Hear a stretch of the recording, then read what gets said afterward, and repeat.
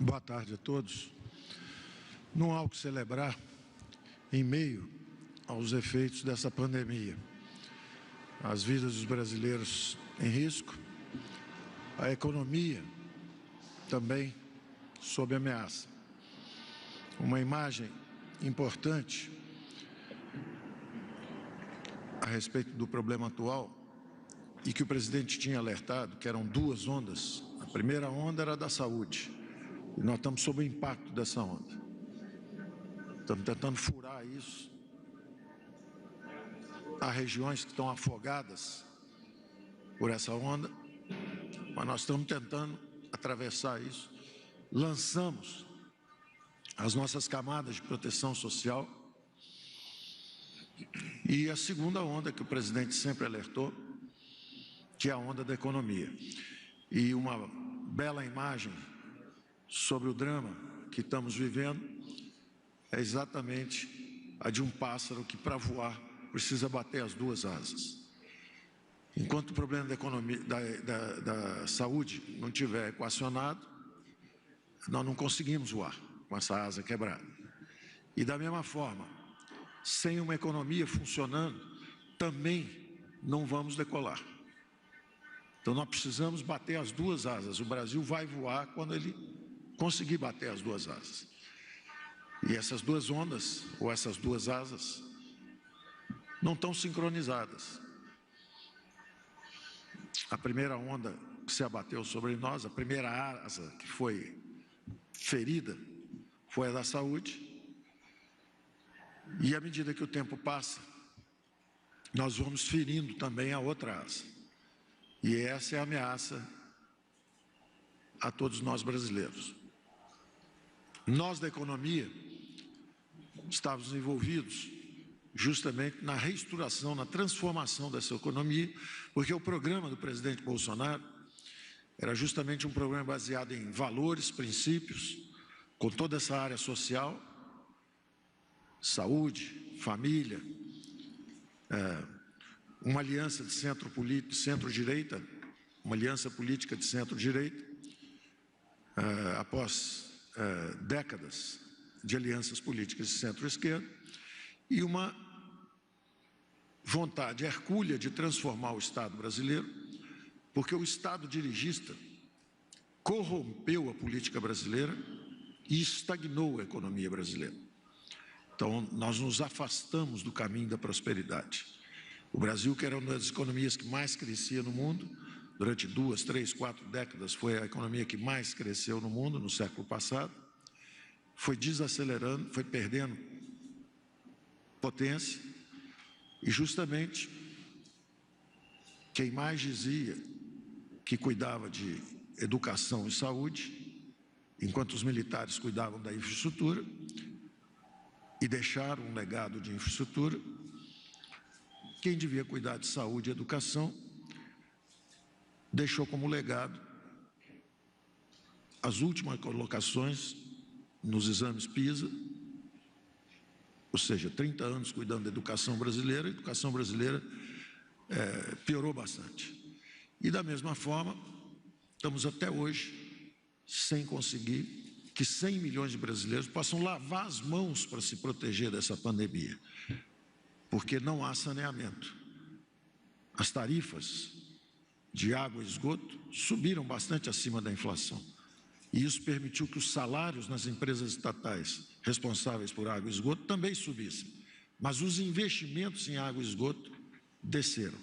E 100 milhões de brasileiros hoje não podem lavar as mãos e têm esgoto a céu aberto.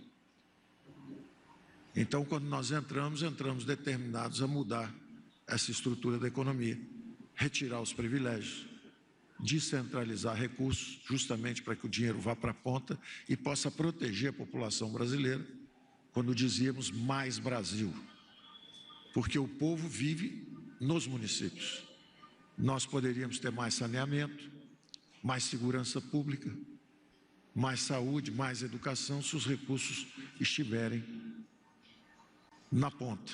E esse foi todo o programa do presidente, E nós começamos a fazer isso. Se fechamos a economia ao longo dos últimos 30, 40 anos, vamos abrir. Fizemos acordos comerciais que estavam parados há 8 anos, o Mercosul, há 20 anos, a União Europeia. Estamos em negociação com Coreia do Sul, com Japão, com Canadá. Fechamos o acordo com o EFTA, que é a área da franja europeia. As privatizações, depois de um aquecimento inicial, temos agora o programa de aceleração, a simplificação dos impostos, a atualização do marco regulatório para disparar nos investimentos. Tudo isso estava sendo encaminhado. O apoio do presidente, sempre, um Congresso reformista e uma hipótese que eu sempre contei também, que foi verdade para algumas reformas econômicas, mas não tem sido justa para o governo como um todo, que é exatamente a hipótese que eu tinha, é que a mídia enxergaria a outra face do presidente, não só de disputa política, aguerrida, de às vezes falar um palavrão, eu brincava e dizia que eram maus modos, mas com grandes princípios, ao contrário de governos anteriores, onde havia aparentes bons modos e sem princípios. O Brasil foi saqueado e quebrou em todos os níveis, municipal, estadual e governo federal, apesar das boas maneiras dos dirigentes. Então eu achava que eventualmente a mídia encontraria essa outra face de um presidente que durante 1 ano e meio não teve episódios de corrupção, que durante 1 ano e meio se dedicou com uma equipe de especialistas a melhorar as condições do país.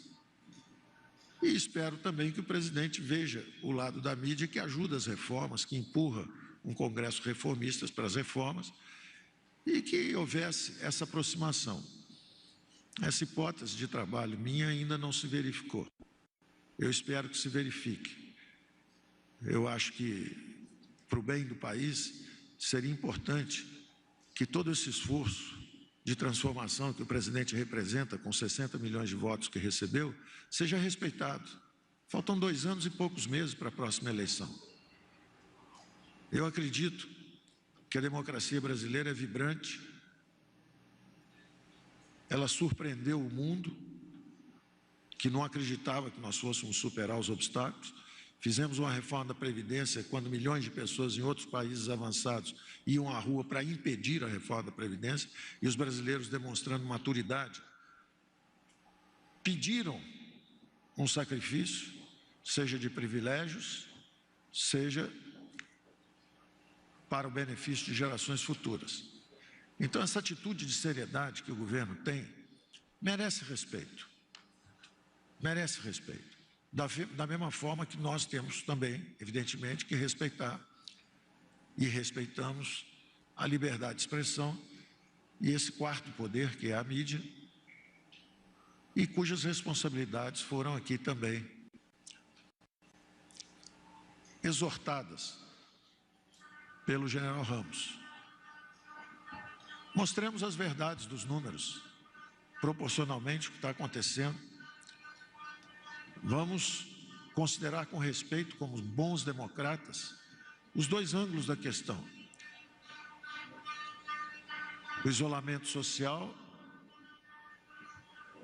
protege vidas, no sentido de que nós nos afastamos um do outro, mas o isolamento econômico ameaça vidas brevemente, porque se do ponto de vista de proteção da saúde nós temos que estar um pouco afastados, do ponto de vista da economia nós temos que estar absolutamente de mãos dadas. É um organismo vivo e da mesma forma que nós temos o coronavírus, lutamos numa guerra contra esse organismo vivo que ameaça nossas vidas biológicas, a nossa vida econômica, a nossa vida social e a nossa vida política é ameaçada de desorganização se nós soltarmos as mãos uns dos outros. Essa camada civilizatória que permite que cada um de nós possa comer todo dia, porque a super safra vem, flui através de estradas desimpedidas, chega nos supermercados e chega às nossas casas. Nós temos que manter esses sinais vitais pulsando, sob riscos de desorganização e colapso econômico e social logo à frente. Quando o presidente chamou a atenção disso, a interpretação, em vez de ser uma interpretação construtiva, ela é sempre antagônica. Falar da importância da economia não é falar mal da importância da saúde e da vida. Então, preservar as vidas e preservar os empregos, desde o início, o presidente se manifestou e criou esse lema muito típico entre os militares: ninguém vai ser deixado para trás, não vamos deixar ninguém para trás. Imediatamente interrompemos as reformas estruturantes e nos lançamos às medidas emergenciais. As medidas emergenciais começaram primeiro, logo no dia 11 de março, quando a OMS declarou a pandemia mundial. Nós começamos a liberar primeiro 200 bilhões de empréstimos compulsórios, logo depois 100 bilhões pela Caixa Econômica Federal, mais 50 bilhões pelo BNDES. Eram medidas infraconstitucionais, antecipação de benefícios, proteger primeiro os mais vulneráveis, os idosos, antecipação de benefícios de aposentados e pensionistas. Eram 46 bilhões que nós trouxemos justamente para os próximos meses. Incluímos 1.200.000 famílias no Bolsa Família, isso aí já eram 50 bilhões de reais. Então, 200 bilhões de compulsório, mais 150 bilhões de empréstimo de Caixa Econômica e BNDES, eram 350 bilhões de reais, mais 50 bilhões de antecipação de benefícios de pensionistas e aposentados, mais diferimento de recolhimento de FGTS, diferimento de pagamentos de impostos simples para proteger também as empresas mais simples, eram mais 150 bilhões. Então, 500 bilhões de reais liberados antes de se abrir um espaço constitucional. Eram todas atitudes infraconstitucionais antes de termos o espaço de reação sem ferir a lei de responsabilidade fiscal. Uma vez autorizado isso, imediatamente soltamos 120 bilhões do programa de auxílio emergencial, primeiro aos informais, estendido também à Bolsa Família e agora generalizado. São 60 milhões de brasileiros que eram invisíveis, nunca pediram nada ao Estado e, de repente, o Estado se lembrou de que eles não podem ser abandonados. É a faxineira, era o jovem ou o idoso que vendia bala nos sinais, era quem vendia um refrigerante na praia, é o chofer de táxi que ficou do dia para a noite sem capacidade de ganhar a sua própria vida. E nós estendemos, então, já está em torno de 120 bilhões e possivelmente subindo, de auxílio aos informais. Logo depois, mais 51 bilhões de suplementação salarial, um programa que está sendo elogiado no mundo inteiro como um dos programas de melhor resultado e está sendo agora avaliado dentro da Câmara e com possibilidades de que se cause danos a uma das mais efetivas ferramentas para a preservação de empregos. Para as pessoas avaliarem, os americanos, nas últimas 5 semanas, demitiram 26 milhões de pessoas. E o Brasil perdeu menos de 1 milhão de empregos e preservou, registrados, 7 milhões e meio de empregos com esse programa nosso. Pois bem, esse programa está agora lá no Congresso sofrendo ajustes para que sindicatos aumentem sua arrecadação no momento em que o Brasil cai. E não é só isso. Estamos da mesma forma agora estendendo, além desses 100 bilhões para proteção de emprego, que foram 51 para esse programa de suplementação salarial. Se a empresa não pode pagar, nós pagamos um pedaço. Pode renegociar o salário. Se ele cair, nós pagamos um pedaço desse salário que foi renegociado para baixo. E além disso, para pagar a outra parte, se a empresa está com dificuldade, nós damos o capital de giro, são mais 40 bilhões. Então são quase 100 bilhões para preservação de emprego, mais de 100 bilhões para auxílio emergencial, mais de 130 bilhões para estados e municípios, fora 50 bilhões que já haviam sido direto, transferência fundo a fundo, mesmo do governo federal com problemas e perdendo receita, garantimos o repasse, 16 bilhões de repasse nos fundos de participação para estados e municípios, mais 8 bilhões diretos de transferência fundo a fundo, Fundo Nacional de Saúde para estados e municípios, mais 2 bilhões de auxílio direto no Sistema Único de Assistência Social, mais 20 bilhões de securitização, mais 37 bilhões de perdão de juros e principal, não perdão, mas rolagem. E na hora que nós estamos fazendo esse sacrifício, que o gigante caiu, o Brasil está no chão, é inaceitável que tentem saquear o gigante que está no chão, que usem a desculpa da crise da saúde para saquear o Brasil na hora que ele cai. Nós queremos saber o que podemos fazer de sacrifício pelo Brasil nessa hora, e não o que o Brasil pode fazer por nós. E as medalhas são dadas após a guerra, não antes da guerra. Nossos heróis não são mercenários. Que história é essa de pedir aumento de salário porque um policial vai à rua exercer sua função, ou porque um médico vai à rua exercer sua função? Se ele trabalhar mais por causa do coronavírus, ótimo, ele recebe hora extra. Mas dá medalhas antes da batalha? As medalhas vêm depois da guerra, depois da luta. O Brasil forte, erguido. Nós vamos nos lembrar disso, vamos botar o quinquênio, o anuênio, o milênio, o eugênio, tudo que for preciso, mas não antes da batalha.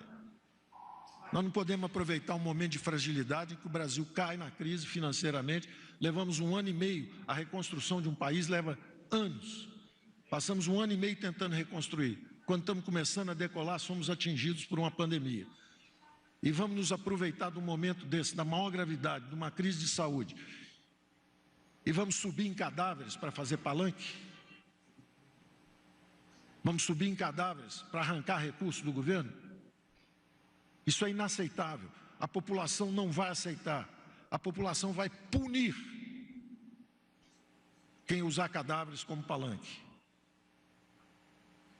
Então eu acho que nós, como brasileiros, temos que estar juntos, temos que atravessar essa primeira onda de saúde juntos. Temos que estar juntos no esforço para impedir que o Brasil colapse também financeiramente. E essa segunda onda que o presidente tem alertado pode nos remeter a um país onde as prateleiras estão vazias. As pessoas até têm os recursos, que não faltarão, não vai faltar dinheiro para a saúde. Nós estamos mandando centenas de bilhões para os senhores avaliarem. O Brasil, do ponto de vista de esforço fiscal,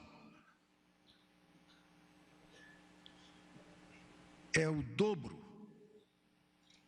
da média dos países emergentes. A média dos países emergentes é de um déficit primário em torno de 2,3. E a média dos países avançados é de 4,4. Pois bem, o Brasil já está em 4,6. Maior esforço fiscal do que a média dos avançados e o dobro dos emergentes. E numa hora dessa, não estamos fazendo o suficiente, o governo é descoordenado, o governo não consegue entregar. Isso é injusto, isso é uma covardia, no momento em que estamos todos envolvidos nessa luta.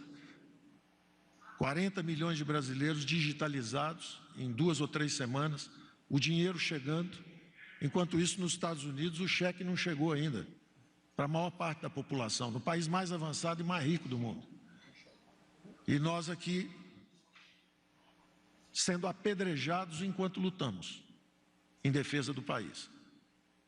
Então, o apelo que eu faço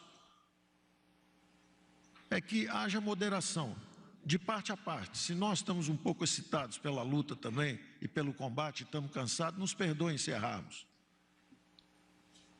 Agora, pensem também no que está acontecendo do lado de cá. Onde um país onde não há corrupção, onde o presidente luta desesperadamente para mudar a forma como a política era feita, para reafirmar valores que 60 milhões de brasileiros apoiaram, como família, como religião. Todo mundo é livre para ter a crença que quiser. Agora, respeito de parte a parte. Não faz sentido, nós estamos num barco ameaçado de ser afundado por duas ondas enormes, e nós estamos lutando a bordo. O que nós vamos conseguir com uma luta a bordo desse barco? Vamos salvar o barco. Quando a gente chegar em terra firme, a gente começa a brigar de novo. Então, eu diria, primeiro, que nós estamos num esforço emergencial com a economia. Do ponto de vista de recursos, de liquidez, já saíram mais de 1 trilhão e pouco, mas isso normalmente são fluxos financeiros. Do ponto de vista de impacto sobre o déficit, efetivamente, o número é menor, mas é o dobro dos emergentes e é maior que a média dos avançados. Não há como não dizer que o Brasil está fazendo muito mais para proteger as vidas, salvar as vidas e proteger os empregos dos brasileiros, por um lado.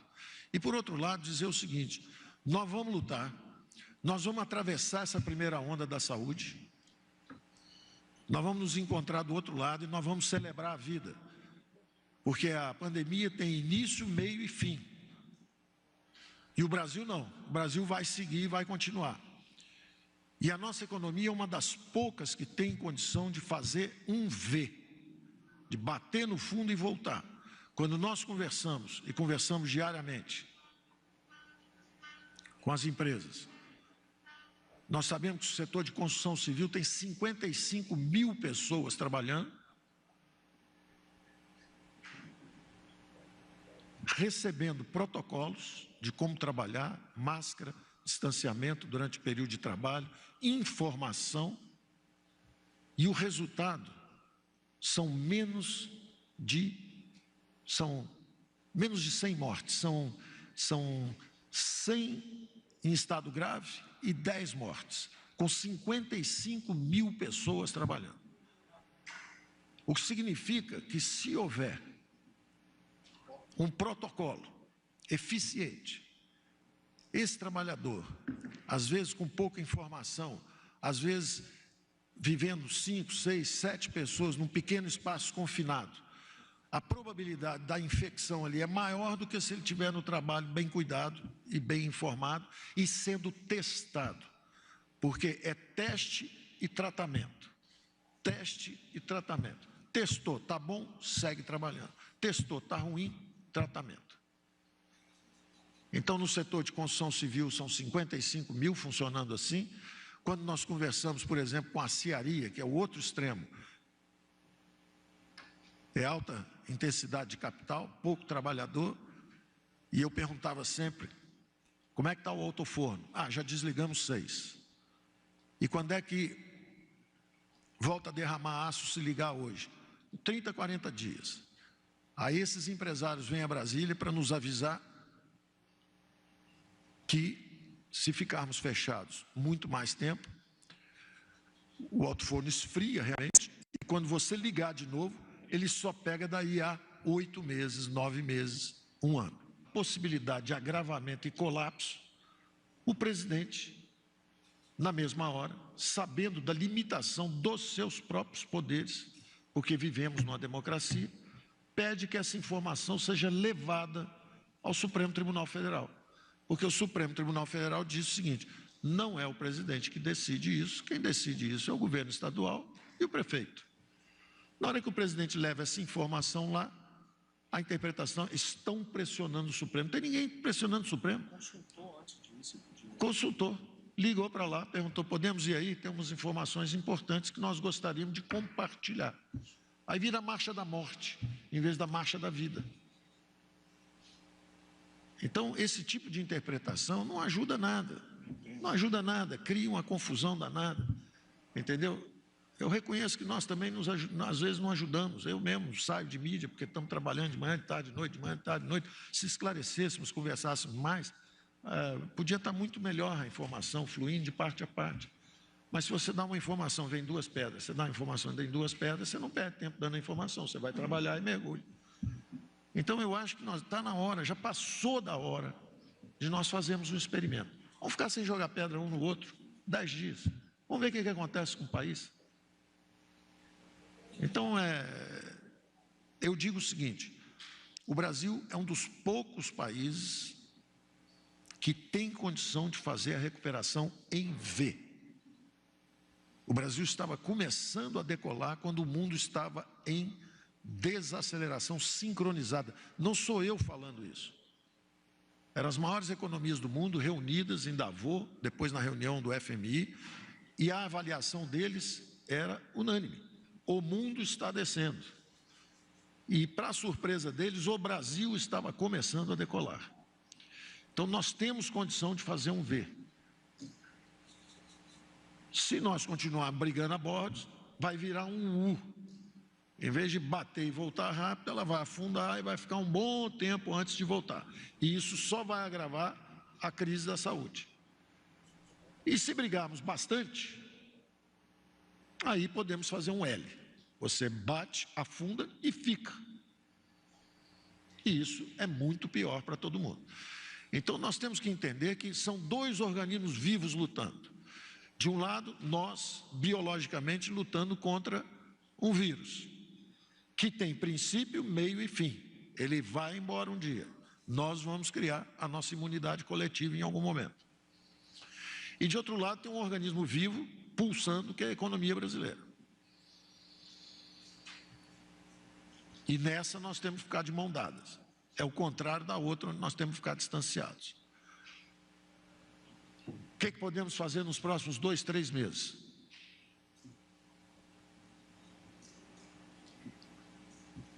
Enquanto combatemos, através dessas medidas emergenciais, o problema do desemprego e da queda.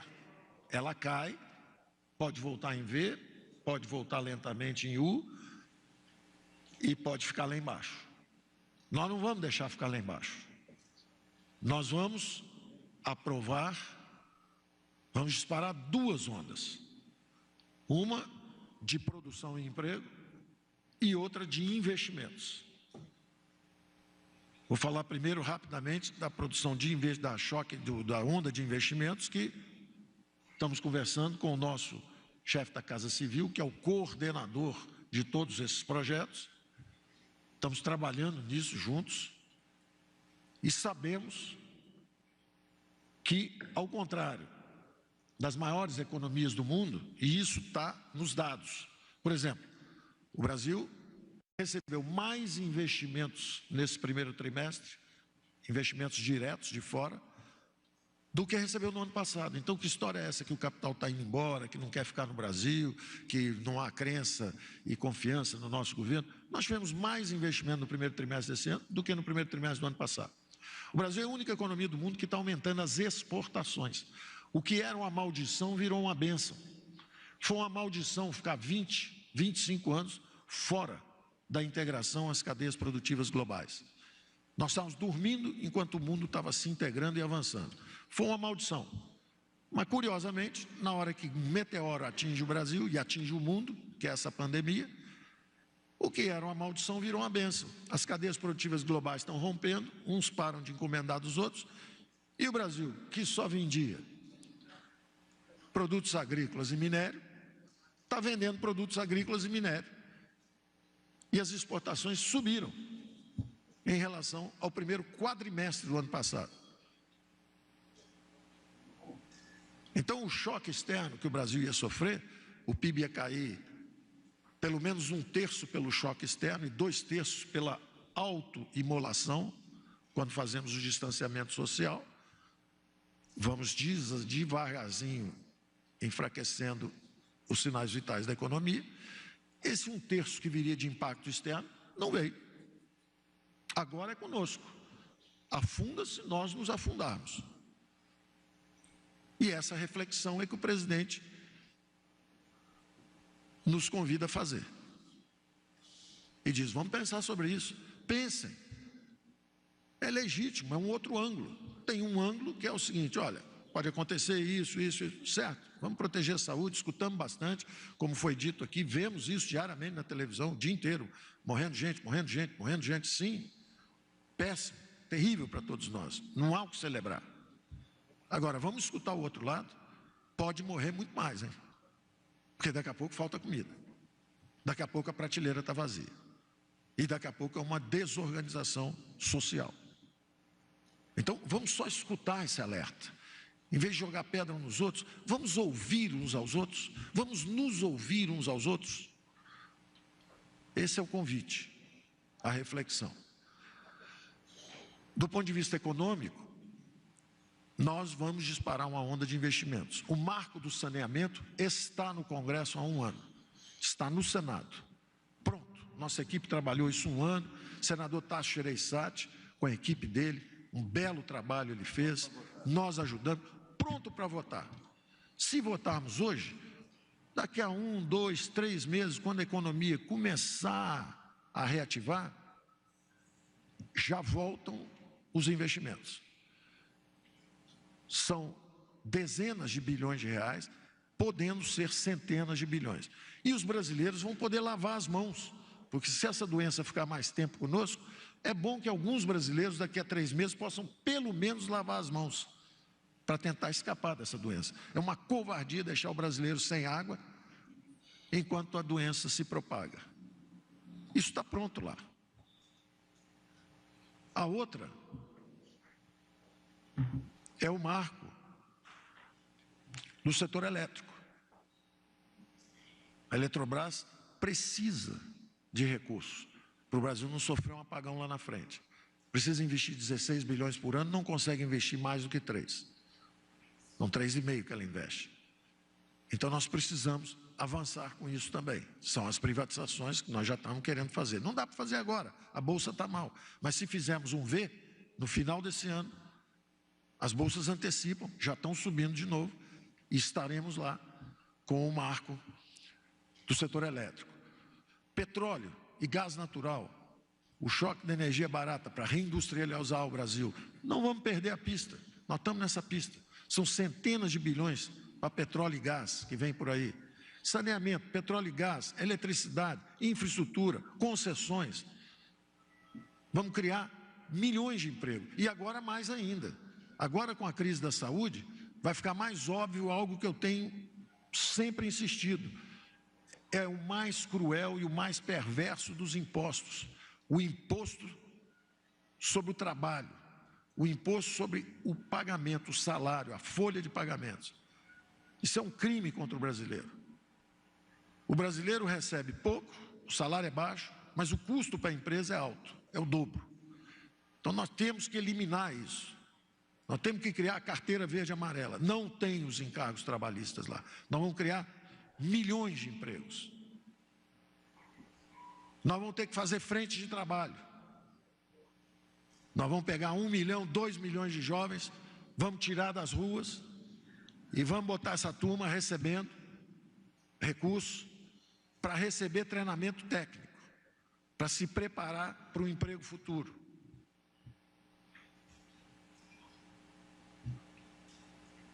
Nós vamos seguir com a nossa reforma tributária, para criar um bom ambiente de negócio, para trazer investimentos para o Brasil. Não é porque nós fomos nocauteados, caímos, estamos no meio da confusão e do incêndio, que nós vamos perder o rumo. Nós estamos com a bússola na mão, nós sabemos onde é o norte. E nós vamos voltar para o norte. E nós vamos vencer a Segunda Guerra também. Nós vamos atravessar essa primeira onda da saúde, juntos, brigando menos. E nós vamos atravessar a segunda onda também, que é essa econômica. Então eu quero que saibam que nós estamos trabalhando, que há uma determinação. O presidente é um homem determinado. É um homem determinado. Vocês estão assistindo a mais um episódio agora, que nós derrubamos as 3 grandes despesas. Primeiro era os privilégios da Previdência, segundo era o paraíso dos rentistas, todo mundo vivendo de renda, os juros desabaram, pagávamos aí 400 bilhões todo ano, agora está abaixo de 260, 250. Estamos economizando esse dinheiro, que antes era para rentistas e agora está à disposição justamente da área social. Eu digo sempre à ministra Damares, um pouquinho de dinheiro assim faz um trabalho gigantesco. Enquanto isso, nós pagamos centenas de bilhões em pagamento de juros por incapacidade de controlar nossas próprias despesas. Então precisamos agora, nesse momento, eu estou pedindo apoio agora, nesse momento, precisamos da contribuição do funcionalismo público. Dezenas de milhões de brasileiros estão sendo demitidos. Milhares de empresas estão fechando. Só estamos pedindo uma contribuição. Isso vale para funcionalismo de prefeitos, governadores, prefeituras, estados e municípios, né? Municípios, estados e governo federal. Estamos pedindo o apoio dos prefeitos, dos governadores e da Câmara e do Senado. Não queremos tirar nada de ninguém. O presidente disse, não houve planos de cortar 20% dos salários, teve gente na Câmara estudando isso. Nós sempre tivemos a mesma posição. Não vamos tirar nada de ninguém. Só vamos pedir uma contribuição. Por favor, enquanto o Brasil está de joelhos, nocauteado, tentando se reerguer, por favor, não assaltem o Brasil. Não transformem num ano eleitoral onde é importante tirar o máximo possível do gigante que foi abatido. Deixa ele levantar. Não permitam que as despesas extraordinárias que nós estamos tendo, distribuindo esses recursos para estados e municípios, não permitam que esse dinheiro que está sendo dado de boa fé para ajudar a guerra da saúde, não permitam que isso vire aumento de funcionalismo. Porque se acontecer isso, o que era uma despesa transitória de uma guerra na saúde que tem princípio, meio e fim, virou um aumento permanente de despesas.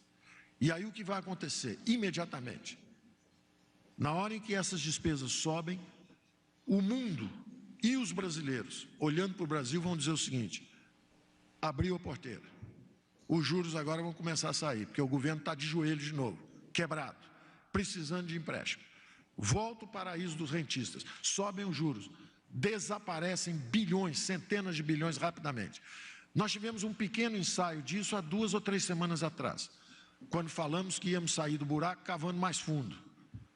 Vamos fazer um PAC mais fundo. O PAC quebrou o Brasil, o PAC da Dilma. Então vamos fazer um PAC mais fundo, vamos furar mais um pouco para ver o que a gente faz. Evidentemente não foi isso que a Casa Civil falou, não foi isso que o presidente falou, não foi isso que o general Ramos falou.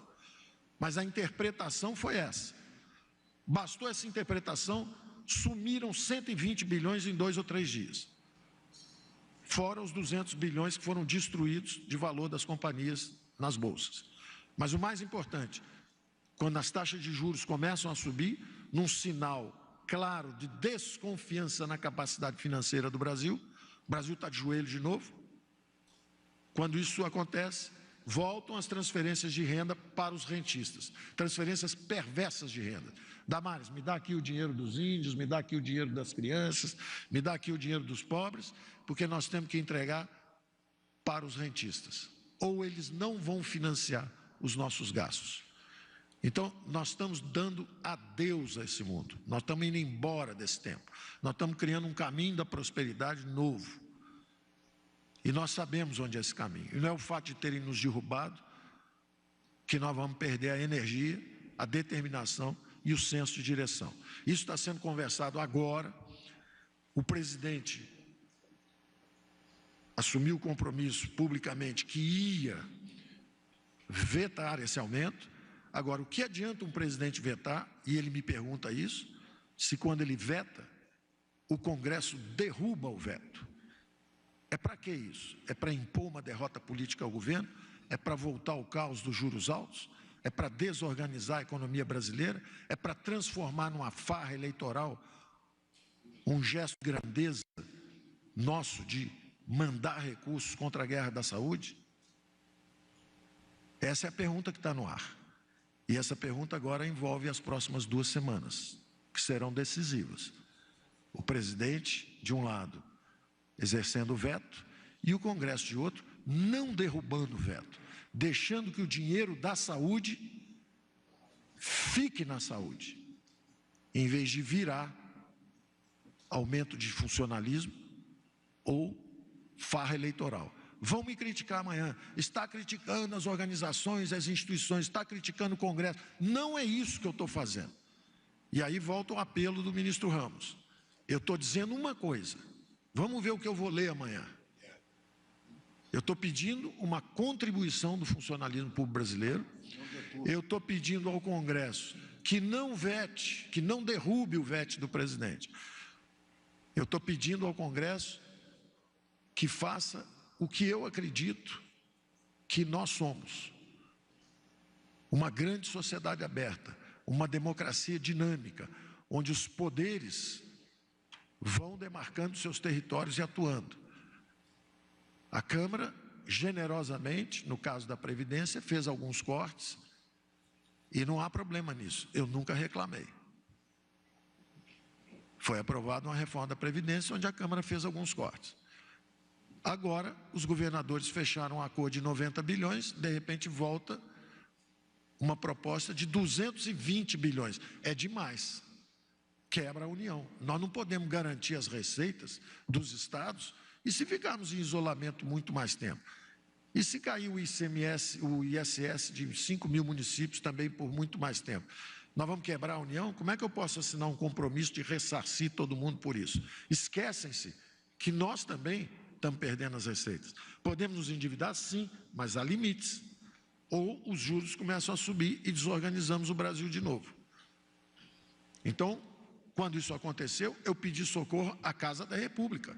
Eu fui ao Senado e pedi socorro. E o Senado ajudou e desenhou um projeto. E aí dizem que o próprio líder do governo foi lá e furou. Que negócio é esse? Na hora que o Brasil está caído? Que história é essa? E aí o presidente me diz, não, Paulo, isso aí foi uma manobra política lá, nós não podíamos sofrer uma derrota inútil, mas conte com o meu apoio, nós vamos fazer esse veto.